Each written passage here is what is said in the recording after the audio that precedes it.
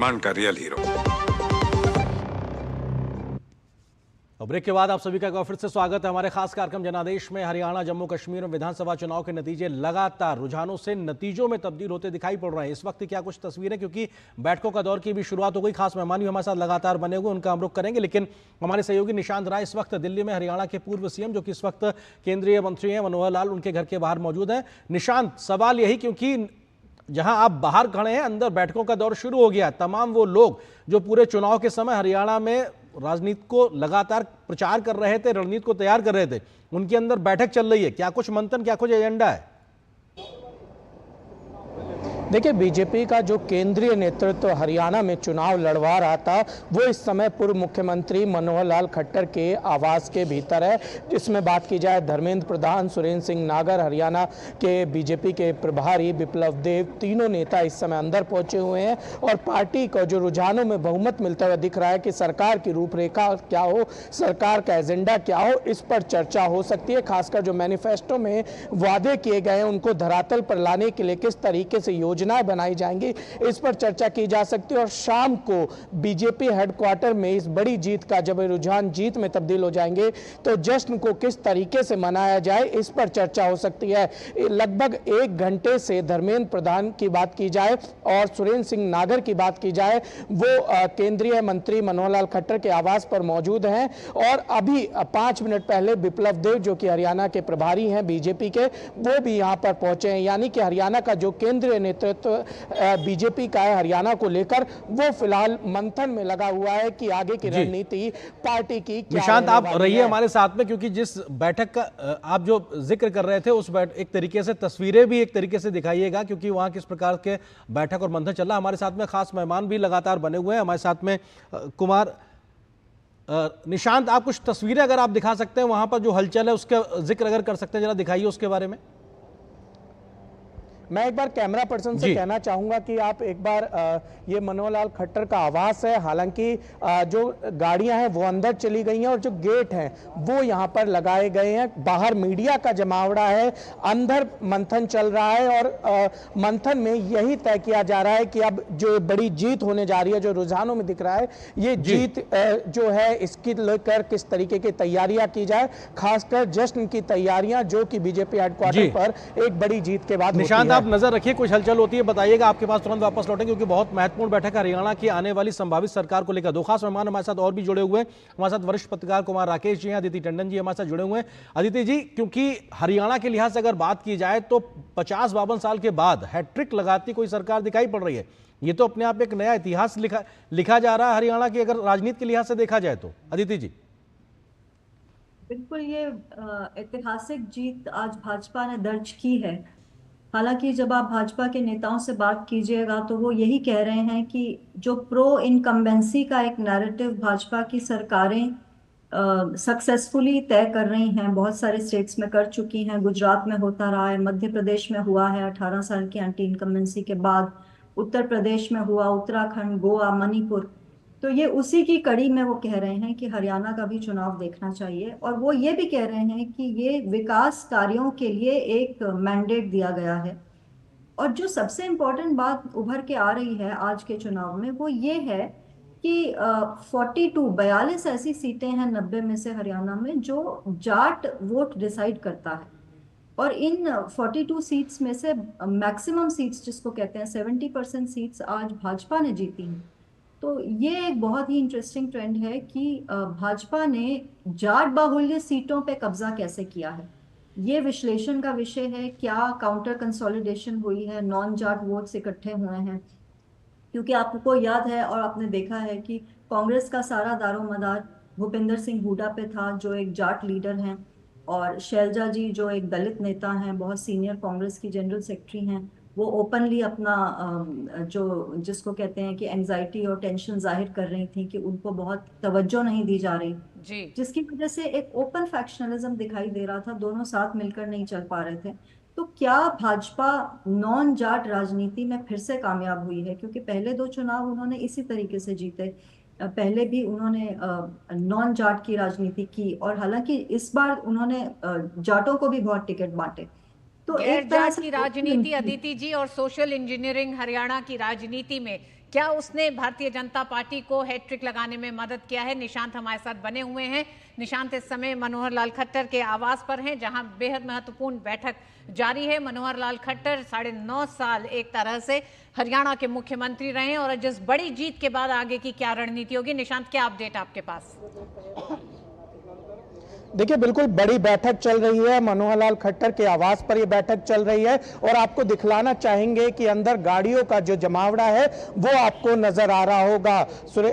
धर्मेंद्र प्रधान जो कि हरियाणा के चुनाव प्रभारी हैं, सुरेंद्र सिंह नागर सह चुनाव प्रभारी, हरियाणा के बीजेपी के संगठन के प्रभारी विप्लव देव मौजूद हैं, पूर्व मुख्यमंत्री मनोहर लाल और केंद्रीय मंत्री मनोहर लाल इस समय मौजूद हैं। और सबसे बड़ी बात है कि एक बड़ी जीत और हरियाणा में रिकॉर्ड जीत की अगर बात की जाए, तीसरी बार हैट्रिक जो लगाई है बीजेपी ने, उसको लेकर यहां पर मंथन चल रहा है कि जो नई सरकार बनेगी वो कैसे बनेगी। घोषणा पत्र में, संकल्प पत्र में जो वादे किए गए थे उनको धरातल पर कितनी तेजी से उतारा जाएगा। और इसके अलावा अगर बात की जाए तो सबसे बड़ी बात, आज जश्न किस तरीके से मनाया जाएगा। दिल्ली से लेकर चंडीगढ़ तक बीजेपी ने जो जीत हासिल की है, कहीं ना कहीं आने वाले राज्यों में जो चुनाव है उसके लिए भी बीजेपी का जो कॉन्फिडेंस है वो दिखाई देगा इस जीत के बाद। और खासकर कांग्रेस ने जो लोकसभा चुनाव के बाद जिस तरीके से बीजेपी को घेरा था तमाम मुद्दों पर, और चाहे जम्मू कश्मीर हो चाहे हरियाणा हो, दोनों जगह बीजेपी की जो बड़ी जीत हुई है, इससे यह स्पष्ट हो जाता है कि लोकसभा चुनाव के बाद जनता एक बार फिर मोदी मैजिक का जो असर है वो ग्राउंड पर दिखाई दे रहा है और जनता प्रधानमंत्री नरेंद्र मोदी पर भरोसा करते हुए दिखाई दे रही है। जी निशांत, आप नजर रखिएगा। निशांत, आपका फिर हम बात करेंगे। कुमार राकेश हमारे साथ जुड़े हुए हैं। कुमार राकेश, ये बेहद महत्वपूर्ण बैठक कही जा रही है। इस बैठक में क्या ये भी तय होगा कि मुख्यमंत्री नायब सिंह सैनी ही रहेंगे, या जिस तरह से अभी भी अनिल विज इस चुनाव की जीत के साथ साथ वो कह रहे हैं कि अगर उन्हें कोई मौका दिया जाएगा तो वो उसके लिए आगे बढ़कर उसको स्वीकार करेंगे?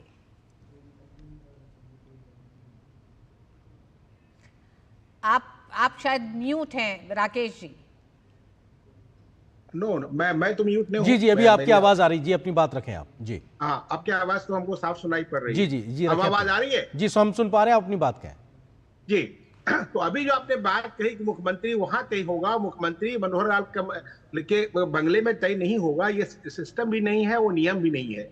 वो भाजपा का जो विधायक दल है, जो निर्वाचित विधायक दल है, वहां तय होगा। वहां पे विधिवत जो बैठक होती है वहां सभी विधायकों के सहमति से जो तकनीकी है। लेकिन चुनाव के वक्त ही केंद्रीय गृह मंत्री अमित शाह और लीडर ने ये घोषित कर दिया था कि चुनाव के बाद नायब सिंह सैनी ही मुख्यमंत्री होंगे, और नायब सिंह सैनी के चेहरे पे चुनाव लड़ा गया था, पहली बात। दूसरी बात, जो बात अभी यहाँ कही जा रही है, तो जो कांग्रेस के राजनीतिक विश्लेषक दिखा रहे हैं, जो कांग्रेस के समर्थक हैं, अब कांग्रेस अपने प्रवक्ता को नहीं भेजती है, कांग्रेस की समस्या है। जो बात को कह रहे थे, आप लोगों ने जो सवाल किया कि जो भारत के विरोध की बात है, ये शाहनवाज ने जो सवाल किया कि भारत की जो विरोध की बात, मैं अभी लंदन में हूँ, यहाँ भी बदली छाई हुई है और वो लगता है बदली पहुंच गई है जयराम रमेश जी के घर पे। वो पूरे माहौल जो है सदमे का माहौल कहते हैं, बादल और सूर्य का जो संगम होता है, जो प्रकृति का नियम है, उसके तहत जो बात वो कर रहे थे, उन्होंने एक बात, सैयद जवाद साहब नाम है शायद, मैं सही सुन पाया हूं, तो उन्होंने भारत विरोध वाली बात वो निगल गए, वो सीधा उसका जवाब ही नहीं दिया। और जो 370 की बात करें, वो समय दिखेगा कि भारतीय संविधान में संशोधन हुआ है क्या, जम्मू कश्मीर की राज्य जो बनी है उसमें जुडिशियल एक्टिविटी का चुनाव हुआ है, वहां फिजाएं बदली हैं। 27 सीटें भाजपा की बता रही हैं कि भाजपा ने कितनी मजबूती से चुनाव लड़े हैं, और कांग्रेस की 8 सीटों पे भी कांग्रेस के प्रवक्ताओं के स्टेटमेंट बयान लेनी चाहिए जो स्थिति है। और सबसे बड़ी बात, तो नायब सिंह सैनी ने बात कही कि झूठ की राजनीति नहीं चलेगी, तो वास्तव अब नहीं चलने वाली है। और अदिति ने बहुत अच्छी बात कही कि 42 सीट्स हैं जाट बेल्ट के, तो न जात के न पात पे। अब मोदी जी की बात पे ये कभी नारा था जात पे न पात पे, जो जिन्होंने जात पात को बढ़ावा दिया, इंदिरा जी की बात पे उस नैरेटिव्स को पूरा बदल दिया है भारत की जनता ने, हरियाणा की जनता ने। इस चुनाव ने भी विकास की बात होगी, और जो विकास की बात करेगा, चाहे कांग्रेस हो या भाजपा हो या कोई दल हो, जनता उन्हीं के साथ है, ये मेरा मानना। ठीक है, सैयद जवाद साहब हमारे साथ में मौजूद हैं, क्योंकि हम आपकी उस अपेक्षा जो अभी आपको उम्मीद है सरकार बनाने की, हम उस पर आपके साथ सहमत है। ठीक है, आप बने रहिए, लेकिन अभी जो आंकड़े हम उस पर बात कर लेते हैं। अभी जो आंकड़े हैं जो दिखा रहे हैं कि आपकी सरकार नहीं बन रही, यानी कांग्रेस सरकार नहीं बना रही है, वो वजह क्या है? क्या अंतर्कलह सबसे बड़ी वजह नजर आ रही है? क्योंकि बहुत से तमाम लोग सीएम की प्रत्याशिता को लेकर लगातार अंदर खाने लड़ाई लड़ते नजर आ रहे हैं। क्या एक वो बड़ी वजह आपको दिखाई पड़ रही है पार्टी के अंदर कमजोरी? देखिए, पार्टी के अंदर भी लोकतंत्र है और कांग्रेस जो है वो लोकतंत्र के लिए ही चुनाव लड़ती है। अगर आप बात कर लें तो विधायक दल की बैठक होती है और नेता हमारे यहाँ का चुना जाता है, लेकिन भारतीय जनता पार्टी में जो पर्ची सिस्टम है, जो वहाँ मुख्यमंत्री जो है वो पर्ची से चुना जाता है। चाहे हमने जो है मध्य प्रदेश में देखा, फिर हमने राजस्थान में देखा, वो शायद आपने तस्वीरें चला दीजिएगा जब वसुंधरा सिंधिया जी को कांग्रेस की बात करेंगे, आप बीजेपी की करते रहिए। नहीं, आप ठीक बात है, आप सवाल का जवाब देंगे नहीं, फिर बीजेपी पे क्वाइन कर देंगे। नहीं, जवाब साहब चुनाव नहीं लड़ते। हाँ, तो वही मैं कह रहा हूँ, मेरा चेहरे आप या तो कह दीजिए कि मैं मेरे सवाल का जवाब नहीं देंगे, आप अपनी बात रखेंगे तो ठीक है, आपकी तकरीर हम सुन लेते हैं। लेकिन अगर आप जवाब तो नहीं, आप जवाब बनेगा ना, नहीं जवाब का जवाब सवाल का जवाब देंगे ना, आप अपनी तकरीर तो नहीं देंगे ना, जिसको सुनने के लिए हम नहीं बैठे। जी, भूमिका कैसे भारतीय जनता पार्टी ही लेगी कि वो भूमिका बना करके जवाब नहीं, भूमिका बनाने वाली बात नहीं, आपने स्पेसिफिक सवाल हम तो सरकार बनाने जा रहे हैं, हम तो आश्वस्त। देखिए, तो मैंने आप सहमति जताई, बिल्कुल आप खुशफहमी में रहिए। आप आंकड़ों के अंदर सरकार बना लीजिए, लेकिन एक्चुअल में सरकार जो है वो कांग्रेस की ही बनेगी, बिल्कुल स्पष्ट। दूसरी सबसे बड़ी बात कह रहा हूं, जो भारतीय जनता पार्टी के साथ गए उनका भी हाशर मैं देख रहा हूं। जेजेपी बड़ा गए हुए थे, जो उनका वोट शेयर था वह आज कहां घट करके आया है। कांग्रेस को भी मिला है और बीजेपी को मिला है। बीजेपी के साथ अलायंस में जाने का मतलब यह है क्षेत्रीय पार्टियों का कि वो उनको खा जाती है। चाहे आप देख लीजिए जम्मू एंड कश्मीर में महबूब मुफ्ती का क्या हाल हुआ है, और इसके बाद इनका जेजेपी को देख लीजिएगा। और जो आप बात नहीं करेंगे, कांग्रेस पे आप बात नहीं करेंगे, ठीक है। एक ब्रेकिंग खबर आ रही है, कोई अंतर्कलह नहीं। कांग्रेस एनसी के साथ गठबंधन में चुनाव लड़ती है, 8 सीट पे सिमट जाती है। लोकसभा के चुनाव लड़ती है, 99 पे सिमट जाती है। हरियाणा में 10 साल के बाद जब चुनाव लड़ने जाती है, चुनाव के दौरान ही मुख्यमंत्री कौन बनेगा इसकी लड़ाई ज्यादा तेज हो जाती है। आला कमान उसे संभाल नहीं पाता, और हरियाणा की जमीन पर यह दिखाई दे रहा है कि 35 सीटों पे जाके कांग्रेस सिमट गई है। तो कांग्रेस अपनी परफॉर्मेंस पे बात करे जरा।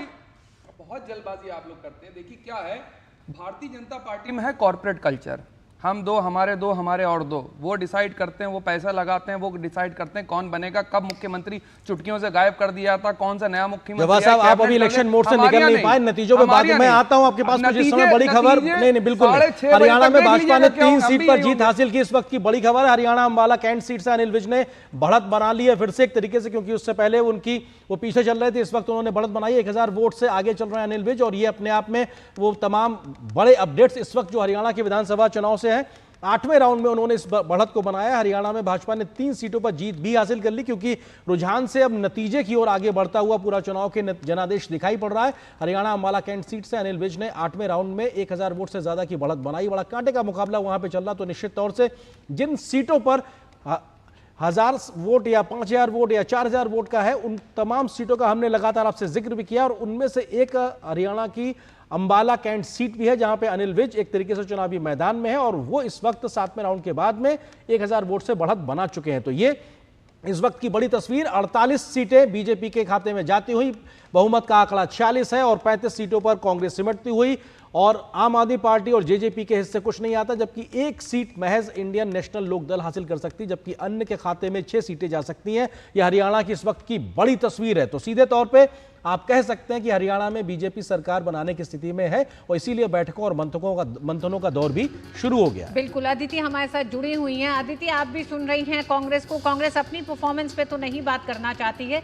लेकिन अगर जम्मू कश्मीर की ही हम बात करें, जम्मू कश्मीर में जिस तरह से कांग्रेस ने अपनी तमाम यात्राओं का अंतिम पड़ाव जम्मू कश्मीर को रखा था, और जम्मू कश्मीर को लेकर जिस तरह से धारा 370 को लेकर बहुत एग्रेसिव होकर कांग्रेस ने बोला, लेकिन कांग्रेस के नंबर जो दिखाते हैं वो क्या कह रहे हैं? 8 नंबर पर सिमटती कांग्रेस दिखाई देती है जम्मू कश्मीर में। वहीं क्या असर आप देखती हैं पूरे नेतृत्व का कांग्रेस का कि 34 पे हरियाणा में भी है इस समय कांग्रेस? कांग्रेस का जो मैं देख पा रही हूँ कि जो अप्रोच है इलेक्शन रिजल्ट्स की तरफ, वो इंट्रोस्पेक्शन का अगर रहे तो गुंजाइश रहेगी इम्प्रूवमेंट की। लेकिन आप अगर इधर उधर कहेंगे, डेटा को ब्लेम करेंगे या किसी और चीज़ को ब्लेम करेंगे, तो उससे ये होता है कि आप एक्सेप्ट नहीं कर रहे हैं रियलिटी रिजल्ट्स की, और उस वजह से फिर आप अपने कार्डर्स को उस तरीके से री एनर्जाइज करने की स्थिति में नहीं रहते। ये ज़रूरी है कांग्रेस के लिए कि वो राइटिंग ऑन द वॉल देखें, हरियाणा में क्या हुआ उनके साथ उसका एनालिसिस करें। एक बहुत इंपॉर्टेंट चीज़ जम्मू कश्मीर में भी देखने वाली ये है कि जम्मू कश्मीर में अलायंस में, प्री पोल अलायंस अदिति में, जी आपको रोकना चाहेंगे, इस वक्त केंद्रीय मंत्री अंजुराम मेघवाल चुनाव पे प्रतिक्रिया दे रहे हैं, आइए सुनते हैं। 50,000 है, कहीं 60,000 है, कहीं 70,000 है, तो मार्जिन भी क्लोज रहता है। तो अभी थोड़ा उनका रिजल्ट पूरा आने दीजिए, वहाँ भी भारतीय जनता पार्टी बेहतर प्रदर्शन कर रही है, ऐसा हमें अभी भी अनुमान लगता है। सर क्या लगता है इन चुनाव जो नतीजे आए हैं उनका इम्पैक्ट महाराष्ट्र गुड गवर्नेंस और डेवलपमेंट, ये दो ही एजेंडे चलने वाले हैं जी पूरे देश में, यहाँ भी वही चलेगा। गुड गवर्नेंस और डेवलपमेंट जो करेगा और उसमें भारतीय जनता पार्टी आगे, यहाँ भी भारतीय जनता पार्टी आप देखना आगे रहेगी। बीजेपी की एक योजना भाजपा के लिए क्या वर्कआउट किया हरियाणा? मैंने कहा ना, डेवलपमेंट और गुड गवर्नेंस ये दो ही विषय हैं जी हमारे। डेवलपमेंट में आप कोई डेवलपमेंट देख लीजिए हरियाणा में जो पिछले 10 सालों में बहुत तेजी से आगे बढ़ा, गवर्नेंस तेजी से आगे बढ़ी, लोगों को घर बैठे अपना पेमेंट मिला, बिना पर्ची बिना खर्ची नौकरी मिली। और जब हुड्डा जी के शासन की तुलना की तो मिर्चपुर कांड भी लोग जनता को याद आया, दलित समाज के लोग वहां से निकाल दिए गए थे, गांव से भगा दिए गए थे। तो हरियाणा की जनता ने सही निर्णय किया है कि गवर्नेंस और डेवलपमेंट के आधार पर उन्होंने भारतीय जनता पार्टी को चुना। हम हरियाणा की जनता का आभार प्रकट करते हैं इसके लिए। बीजेपी के नेताओं का कहना है सुशासन और विकास ही दो ऐसे एक तरह से मुद्दे रहे जिसके आधार पर हरियाणा की जनता ने भारतीय जनता पार्टी को एक बार फिर यानी तीसरी बार सत्ता पर बैठने की चाबी दी है। रुझान साफ तय कर रहे हैं, अब धीरे धीरे नतीजे भी आने लग गए हैं, उन नतीजों को आप तक लेके आएंगे। वक्त एक छोटे से ब्रेक का है, ब्रेक के बाद फिर जुड़े रहिए हमारे साथ, देखते रहिए डीडी न्यूज।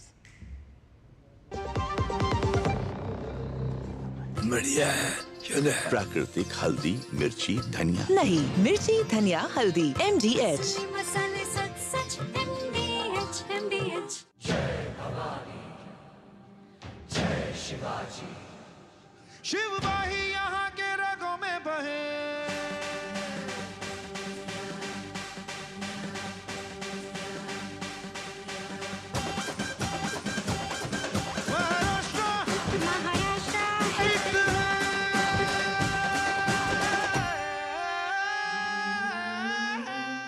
महाराष्ट्र टूरिज्म।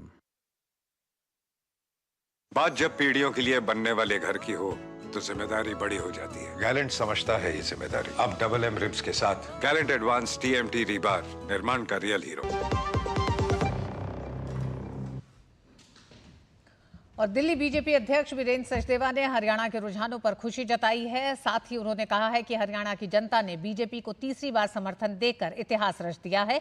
और साथ ही उन्होंने आम आदमी पार्टी और अरविंद केजरीवाल के लिए कहा कि थोथा चना बाजे घना। हरियाणा के रुझानों पर बातचीत करने के लिए मौजूद हैं दिल्ली के बीजेपी अध्यक्ष वीरेंद्र सचदेवा जी। आम आदमी पार्टी बहुत जोर शोर से लड़ रही थी, केजरीवाल जेल से बाहर जाकर वहां चुनाव प्रचार भी कर रहे थे, शून्य मिलता हुआ दिखाई दे रहा है। थोथा चना बाजे घना, ये कहावतें जो हैं बड़े बुजुर्गों ने बनाई हैं और वो चरितार्थ भी होती हैं। हरियाणा का चुनाव हमारी एक्सपेक्टेड लाइंस पर है। माननीय प्रधानमंत्री श्रीमान नरेंद्र मोदी जी के नेतृत्व में हरियाणा की जनता ने भ्रष्टाचार मुक्त शासन को सलाम किया है, स्वीकार किया है।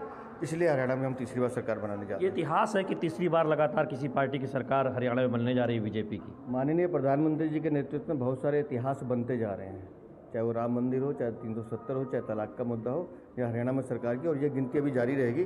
दिल्ली में भी ऐसे कई लोगों की उल्टी गिनती शुरू हो रही है। कांग्रेस को लग रहा था कि वो हरियाणा जीतने जा रहे, जिस तरह से एग्जिट पोल के नतीजे आए, जिस तरह से वो बयानबाजी कर रहे थे, उनकी भावभंगिमा से लग रहा था कि हरियाणा तो वो जीतने जा रहे हैं। कांग्रेस पर जब तक राहुल गांधी नाम का ग्रहण लगा रहेगा, कांग्रेस का उद्धार नहीं हो सकता। बहुत बहुत धन्यवाद। वीरेंद्र सचदेवा दिल्ली बीजेपी के अध्यक्ष हैं। उनका कहना है कि अरविंद केजरीवाल थोथा चना वाला जो कहावत है वो चरितार्थ हो रही है और अब हरियाणा में एक शानदार जीत बीजेपी को हासिल होती।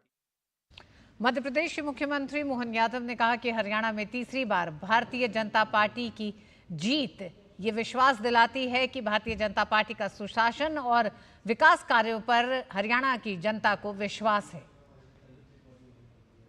जैसे कि हमको उम्मीद थी, निश्चित रूप से भारतीय जनता पार्टी की पिछले 10 वर्ष की सरकार ने जो काम किया, यशस्वी प्रधानमंत्री के कार्य पद्धति का जो असर पड़ा है, और यही कारण है कि हरियाणा तीसरी बार भारतीय जनता पार्टी की सरकार बनने जा रही है। मेरी अपनी ओर से हमारे हरियाणा के सभी भाजपा के नेताओं को, पदाधिकारियों को, माननीय मुख्यमंत्री नायब सिंह सैनी जी, उनके सभी मंत्री और सभी निर्वाचित जनप्रतिनिधियों को मैं बधाई देने जा रहा हूं जो निर्वाचन की तरफ बढ़ रहे हैं। मैं, जैसे मैंने स्वयं ने दौरा भी किया और मैं उस समय निश्चित रूप से जो बोला था कि ये असली में चुनाव कांग्रेस का नहीं था, ये राहुल गांधी के फेल होने का चुनाव था। तो बिल्कुल लगातार एक तरीके से प्रतिक्रियाएं सामने आ रही हैं और लोग जीत हार के अपने अपने तरीके, विश्लेषण के तरीके से बात कर रहे हैं। कांग्रेस की नेता कुमारी शैलजा पार्टी की जीत के लिए अभी भी आश्वस्त हैं। विपक्षी पार्टियों के लिए उन्होंने कहा है कि इतनी जल्दी वे उत्साहित ना हो, यानी बीजेपी को उत्साह में ना आने की वो बात कह रही। क्या कुछ कहा, ये आपको सुनाते हैं। सरकार तो कांग्रेस ही बनाएगी। ये राउंड्स चल रहे हैं, अभी 4-5 राउंड मुश्किल से हैं और सारा मीडिया ऐसे उछलने लगा है, ऐसा कुछ नहीं है। और बीजेपी को भी मैं कहूँगी कि अभी थोड़ा संयम सबको रखना चाहिए। राजनीति में हम सभी लोग हैं, हम सभी प्लेयर्स हैं, पार्टियां हैं, और सब संयम रखें। नतीजे आते हैं, उसी की रिस्पेक्ट होती है। नतीजे आ रहे हैं, कुछ घंटे और लगेंगे। स्लो ज़रूर चल रहा है, समझ नहीं आ रहा इतना स्लो क्यों है। टाइम भी हमारा लोकसभा में तो इतना स्लो नहीं था, पर अभी स्लो चल रहा है। मैं पूरा विश्वास रखती हूँ कि कांग्रेस पार्टी की हुकूमत बनेगी। तो कुमारी शैलजा जो कह रही हैं, उनके कहने के अंदाजे बयां में भी बहुत से संकेत दिखाई पड़ते हुए नजर आ रहे हैं। हमारे साथ में खास मेहमान लगातार बने हुए हैं। हमारे साथ में स्टूडियो में बने हुए हैं सैयद जब्बार साहब जो कि कांग्रेस के समर्थक हैं, इसके अलावा 2 वरिष्ठ पत्रकार अदिति टंडन जी और कुमार राकेश जी हमारे साथ हैं। कुमार राकेश जी, क्योंकि अब ये स्पष्ट हो चुका है साफ तौर से 50 तक पहुंच गई है बीजेपी, और ये हरियाणा के जो 50 तक का नंबर है, ये अपने आप में 50 साल के बाद एक इतिहास लिखता हुआ दिखाई पड़ रहा है। क्या बड़ी वजहें आप जमीन पे देखते हैं जिनकी वजहों से ये इतिहास या हैट्रिक होती दिखाई पड़ रही है? अर्जुन मेघवाल जी ने एक स्टेटमेंट बयान दिया, गुड गवर्नेंस एंड डेवलपमेंट। वास्तव में जो करीब 65%, 65% जो मतदाता है युवा है देश का। तो जो युवा है उस देश को, मतलब वो देश को समझता है, वो देश की तस्वीर है, वो देश का भविष्य है। उनको अच्छे और बुरे की समझ है। वो चाहते हैं, वो जानते हैं कि हमें कैसा सरकार चाहिए। झूठ बोलने वाली सरकार, राष्ट्र को द्रोह करने वाली सरकार, या जमीनी जो भी धरातल है उस पे काम को उतार के बताने वाली सरकार। तो ये मेन वजह मुझे लग रही है। वो किसी से बरगला नहीं सकती, उसे कोई खटाखट फटाफट कोई रिजल्ट नहीं चाहिए। उन्हें स्लो स्टडी इंटीग्रेटेड डेवलपमेंट चाहिए। जो जहां तक मैं समझता हूं, जो आपने बात कही, बहुत बड़ा अच्छा सवाल है और बहुत बड़ी बात है देश के लिए, देश के विकास के लिए, सतत और समग्र विकास के लिए। और जैसे कि जो अभी हरियाणा की बात है, ये पहली बार हरियाणा के इतिहास हुआ है। पूरे हरियाणा के इतिहास को उठा के देख लीजिए। अदिति जी इतने सालों से ट्रिब्यून में काम कर रही हैं, आप भी सभी लोग देख रहे हैं कि इतने वर्षों में एक हुड्डा की सरकार लगातार 2 बार रही, कांग्रेस की बीजेपी की सरकार फिर 2 बार रही। उसके पहले जो भी सरकारें रही 5 साल के करीब करीब किसी ने पूरा नहीं किया। 6 महीने, साल भर, तो हरियाणा को झेलता रहा है। अब हरियाणा चाहता है कि हमारा विकास हो। ऐसा लगता है कि विकास हुआ है, धरती पुत्रा है, जात की बात नहीं कर रहा है, कोई इधर उधर की बात नहीं कर रहा है। हमारा गवर्नेंस ठीक मिल रहा है कि नहीं मिल रहा है। मनोहर लाल की बात और नायब सिंह सैनी की बात, दोनों में फर्क तो रहा है, वो दिखा भी है। तभी शायद बीजेपी की केंद्रीय नेतृत्व ने मनोहर लाल जी को, खट्टर जी को बदला। लेकिन अब जो बात है, चाहे जितने भी नैरेटिव कर लीजिए, जितनी बातें आप कर लीजिए, लोगों को विकास चाहिए। हर कीमत पे वोट के मतलब समझने लगे हैं, वोट के प्रति जागरूकता बढ़ी है, एक एक वोट की अहमियत बढ़ी है। इसीलिए राकेश जी, आप जो बात कह रहे हो, आपकी बात रखिए, लेकिन जो तस्वीरें इस वक्त टीवी स्क्रीन पर दिखा रहे हैं वो रणदीप सुरजेवाला के बेटे जो इस वक्त चुनावी मैदान में उनके घर के बाहर की हैं, क्योंकि वो जीत चुके हैं, आदित्य सुरजेवाला, और अपने आप में सुरजेवाला परिवार की एक अगली पीढ़ी के तौर पर वो विधायकी उनके हाथ आई है। तो ऐसे में उनके जीत के जश्न के तौर की तस्वीरें भी साफ तौर से दिखाई पड़ रही थी। जी, अदिति हमारे साथ बनी हुई हैं। अदिति, लोकसभा चुनाव के बाद विपक्ष का एक नैरेटिव कहें जो लगातार ये था नैरेटिव कि अब भारतीय जनता पार्टी के लिए देश के तमाम राज्यों में एक मुश्किल का समय है। हरियाणा की बम्पर जीत, तीसरी बार भारतीय जनता पार्टी को 52 साल का इतिहास तोड़ते हुए हरियाणा की जनता ने एक बड़ी जीत दी है। क्या ये उन तमाम नैरेटिव को दरकिनार करता है? और आप जवाब दें उससे पहले हम शाजिया इल्मी को भी अपने साथ शामिल कर लें। भारतीय जनता पार्टी की प्रवक्ता शाजिया इल्मी भी हमारे साथ जुड़ गई हैं। बहुत बहुत स्वागत है आपका। अदिति, आप अपना जवाब दें, फिर हम शाजिया के पास जाते हैं। देखिए, ये जो आप कह रही हैं ये बहुत महत्वपूर्ण एक बिंदु है, क्योंकि अगर आप नैरेटिव्स की बात करते हैं तो किसानों का नैरेटिव, जवानों का नैरेटिव और पहलवानों का जो नैरेटिव था एक हरियाणा में, ये तीनों ट्रायो जो था नैरेटिव्स का, ये इस पर बहुत ज़्यादा जोर था ऑपोजिशन का।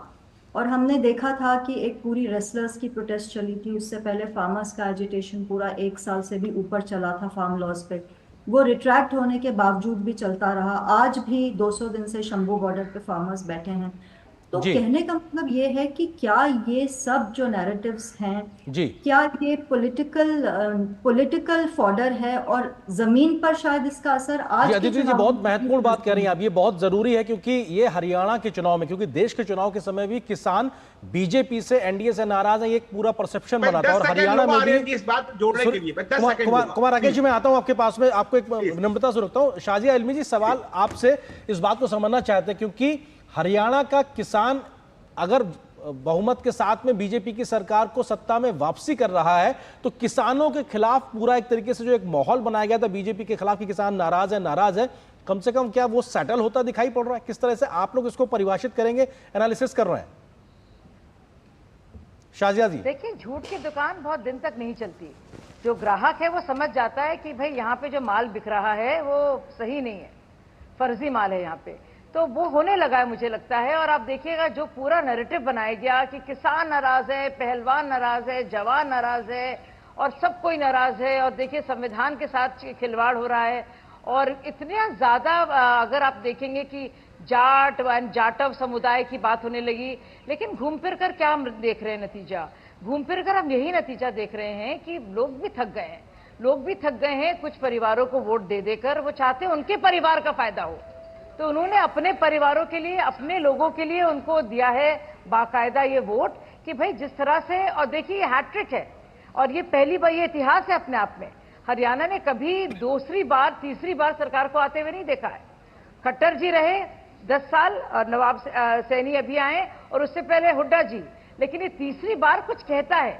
ये इसकी, आप इसको समझिए, चाहे हमारा जाट भाई हो या हमारा गुज्जर भाई हो या हमारा जाटव बहन हो, है तो वो वोटर ना, है तो वो नागरिक, है तो वो इंसान, उसकी जरूरतें वही हैं जो किसी और की हैं।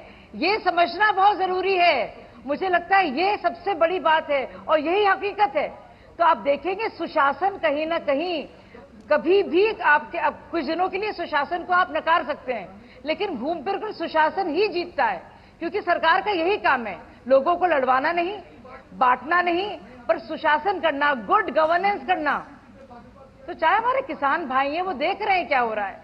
आप देखिए जो पहलवानों की भी बात हो रही थी लगातार, और कहा गया कि उसका बड़ा असर है। मेरे तो पत्रकार साथी हैं, वो बता रहे थे कि शाजिया जी मैं इसलिए नहीं कह रहा हूं क्योंकि आप हैं, लेकिन किसान आंदोलन का कहीं भी कोई असर हमने हरियाणा में नहीं देखा। हमारे कुछ कैंडिडेट्स हैं हरियाणा के, वो बता रहे थे कि हमें तो स्थिति ऐसी नहीं दिख रही जो लोग बयां कर रहे हैं जी। तो ये था, पर लेकिन एक माहौल बनाया गया। शाजिया जी, जीत तो बम्पर मिली है, लेकिन क्या इस जीत की उम्मीद शुरू से थी? क्योंकि अगर ये शुरू से होती तो इस रणनीति के तहत भारतीय जनता पार्टी हरियाणा में आगे नहीं बढ़ती कि मुख्यमंत्री का चेहरा बदलती।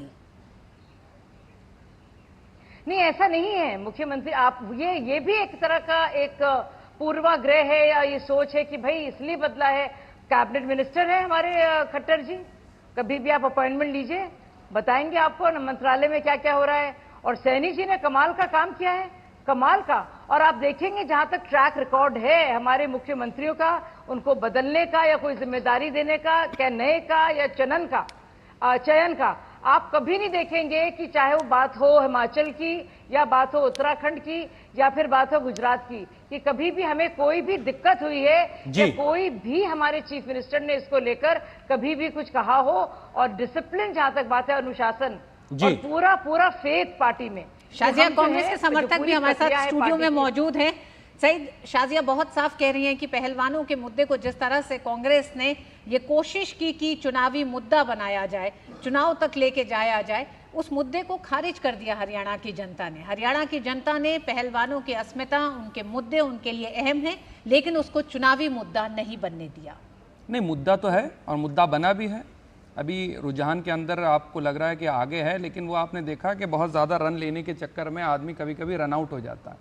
2 रन लेने की जगह पे 3 रन लेने की जब कोई कोशिश रन आउट हो गई, आप ये कह रहे हैं? अभी भाजपा होने वाली है, अभी भाजपा होगी, अभी होगी। मुझे लगा आप ये कह रहे हैं कि कांग्रेस ज्यादा तेजी में भाग रही थी पहलवानों के साथ, तो रन आउट हो गई है। शुरुआती रुझान में क्या हुआ, कांग्रेस 60-65 तक पहुंची, फिर क्या हुआ, उलटफेर हुआ।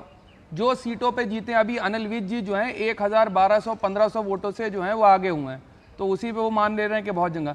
अभी भी 11 सीटें ऐसी हैं, मैं आपसे कह रहा हूँ, जिसके अंदर अंतर बहुत ही कम है, लगभग 1000 के आसपास का अंतर है। वो जीत स्वीकार कर लें, चीज़ें कर, वो आखिरी वक्त पे जब रन आउट होंगे तो हम भी यहीं बैठे होंगे और आखिरी वक्त में ही डिसाइड होगा कि क्या होने वाला है। जैसे कि आपको याद होगा कई बार भाजपा जो है हुई है, और कर्नाटक के अंदर भी यही हम लोग ने देखा था। कर्नाटक के अंदर बड़ी जीत मारी जा रही थी, फिर अभी जब 240 पे आए तो वो 370 400 पार कर गए थे। फिर हिमाचल के अंदर भी हमने ये देखा नेक टू नेक फाइट होने के बाद 10 सीटों से आपकी उम्मीद अभी बरकरार है कि उन 10 सीटों पे जिस पर 1000 का अंतर है उससे है, जो निर्दलीय। लेकिन शाजिया इल्मी, चुनाव से पहले कांग्रेस का कहना था कि क्लीन स्वीप कांग्रेस करेगी, anti incumbency Bharatiya Janata party की है। आज अब उन्हें उम्मीद, इस समय जो रुझान दिख रहे हैं उसमें 10 सीटों से है, जहां 1000 के अंतर से जीत हार का एक तरह से फैसला होना है। देखिए, आप देखिए शालीनता का ऐसा भाव है कि अभी भी कॉन्स्पिरेसी थ्योरीज, अभी भी बात हो रही है कि इलेक्शन कमीशन का डेटा ये कह रहा है, ये डेटा ये कह रहा है, स्थानीय प्रशासन क्या कर रहा है। शुक्र है खुदा का उन्होंने ईवीएम पे बात नहीं की, अगर ईवीएम पे बात करते तो खुद उमर अब्दुल्ला जो है उनको फौरन गठबंधन से उनको निकाल देते। तो मतलब ऐसे आप हालत देखिए कि कुछ भी कभी भी कह दो। जो बड़ी खबर आ रही है शाजिया, आपको रोकेंगे। हरियाणा के सीएम नायब सिंह सैनी ने भाजपा अध्यक्ष जेपी नड्डा से बात की है। हरियाणा चुनाव के नतीजों के संबंध में बीजेपी अध्यक्ष जेपी नड्डा से की चर्चा नायब सिंह सैनी ने। हरियाणा के सीएम नायब सिंह सैनी ने भाजपा अध्यक्ष जेपी नड्डा से बात की है। जहां एक तरफ नायब सिंह सैनी ने जेपी नड्डा से बात की है, तो वहीं दूसरी तरफ मनोहर लाल खट्टर के आवास पर भी एक बेहद महत्वपूर्ण बैठक जारी है। तो हरियाणा की एक बड़ी जीत के साथ ही तमाम बैठकों का दौर भी शुरू हो गया है। तो हम लगातार देख रहे हैं कि किस तरह से हरियाणा चुनाव के नतीजों के संबंध में चर्चाएं भी हो रही हैं। अमित जी, शाजिया, हम आपका भी शुक्रिया अदा करना चाहेंगे, अदिति आपका भी, और सईद आपका भी, आप हमारे साथ बने रहे। लेकिन कुमार राकेश, आपका भी शुक्रिया करना चाहेंगे। चर्चाएं लगातार जारी रहेंगी। उससे पहले आइए एक बार रुख करते हैं अपने साथी अरेंद्र का। अरेंद्र बताएंगे कि किस तरह से इस समय हरियाणा और जम्मू कश्मीर के आंकड़े दोनों ही राज्यों में सरकारों की तस्वीर को साफ कर रहे हैं। Over to you Arendra. बिल्कुल ऋतु, और लगभग 2 बजने का वक्त हो गया और सुबह 8 बजे से काउंटिंग शुरू हुई थी और अब तस्वीर साफ होती नजर आ रही है। हरियाणा की बात की जाए या फिर बात की जाए जम्मू कश्मीर की, किस इन इलाकों में किस तरीके से स्थिति आगे बढ़ती नजर आ रही है, क्योंकि रुझान के बाद अब नतीजे आना भी शुरू हो गए हैं। यानी कि जो जीत का सर्टिफिकेट है वो भी चुनाव आयोग के द्वारा प्रत्याशियों को मिलना शुरू हो गया। बात पहले जम्मू कश्मीर की करते हैं। बीजेपी यहां पर 27 सीटों के साथ में अपनी मौजूदगी दर्ज करा रही है। हालांकि ये पिछले प्रदर्शन से बेहतर है, लेकिन सरकार बनाने की स्थिति फिलहाल दिख नहीं रही इस 27 नंबर के साथ में। लेकिन कांग्रेस की स्थिति तो और भी कम है, क्योंकि वो महज 8 सीटों के साथ अपनी मौजूदगी दर्ज करा रही है। क्योंकि खुद की दम पर उसकी मौजूदगी ऐसी हो ये दिखती नहीं है, लेकिन उनके जो सहयोगी है नेशनल कॉन्फ्रेंस, वो 43 सीटों के साथ में ये दिखा रहे हैं कि घाटी की सियासत में वो उनकी सबसे ज्यादा स्वीकारता है और एक तरीके से क्लीन स्वीप दिखाई पड़ रहा है। लेकिन पीडीपी खिसकती नजर आ रही है महज 2 नंबर पे। यानी कि पीडीपी की सियासत को वैली के लोगों ने खारिज कर दिया है और एनसी को एक तरीके से चुना है, और इसी वजह से ये नंबर दिखाई पड़ रहा है। अन्य के खाते में भी 10 सीटें जाती नजर आ रही हैं। तो ये दिखाने के लिए अपने आप में पर्याप्त है कि जम्मू कश्मीर की सियासत किस तरीके से, जहां बीजेपी जम्मू भाग में अपने आप में पूरी तरीके से स्वीकारता अपनी दिखाती नजर आ रही है, तो कश्मीर के घाटी की अगर बात की जाए तो वहां पर नेशनल कॉन्फ्रेंस की सियासत दिखाई पड़ रही है। ये तस्वीर है जम्मू कश्मीर की विधानसभा की। अगर मौजूदा रुझान और नतीजों को जोड़ के देखा जाए तो कमोवेश ऐसी तस्वीर दिखाई पड़ेगी। बहुमत का आंकड़ा 46 सीटों का है, क्योंकि 90 सीटों की विधानसभा है। बीजेपी 27 सीटों के साथ, कांग्रेस 8 पर, 43 सीटों के साथ में एनसी है, 2 पर पीडीपी, 10 और 43 और 8 को अगर जोड़ दिया जाए तो ये आंकड़ा सरकार बनाने के आंकड़े से ज्यादा हो जाता है, क्योंकि दोनों ही दल कांग्रेस और नेशनल कॉन्फ्रेंस मिलकर चुनावी मैदान में मौजूद हैं। ऐसे में दोनों के आंकड़ों को जोड़ना लाजमी सी बात है। अगर हम क्षेत्रों के लिहाज से अगर बात करें तो जम्मू कश्मीर में जो जम्मू संभाग है, जिसको हमने इस कलर्स के आधार पर दिखाया, ये पूरा जम्मू संभाग है, ऊपर घाटी का इलाका है। जम्मू संभाग की सभी 43 सीटों के रुझान और नतीजे सामने आ गए, जिनमें से बीजेपी 27 पर, कांग्रेस 2 पर, नेशनल कॉन्फ्रेंस 8 पर और पीडीपी 0 पर और अदर्स 6 पर। एक बहुत महत्वपूर्ण आंकड़ा यह है, क्योंकि समझिए नेशनल कॉन्फ्रेंस ने कहा था कि राहुल गांधी उतनी कोशिश या मेहनत नहीं कर रहे हैं जम्मू क्षेत्र में जिसकी उनसे अपेक्षा की जा रही। तो शायद यहां पर भी नेशनल कॉन्फ्रेंस 8 सीटों के साथ अपनी मौजूदगी दिखा रही है, जबकि 2 पर कांग्रेस है। तो यह दिखाता है कि नेशनल कॉन्फ्रेंस ये चाह रही थी जम्मू संभाग में कांग्रेस बेहतर करे, लेकिन वो यहां नतीजों में भी नहीं दिख रहा, इसलिए खटास भी दिखाई पड़ी थी उस पूरे अलायंस के बीच में। तो ये जम्मू संभाग की बात थी।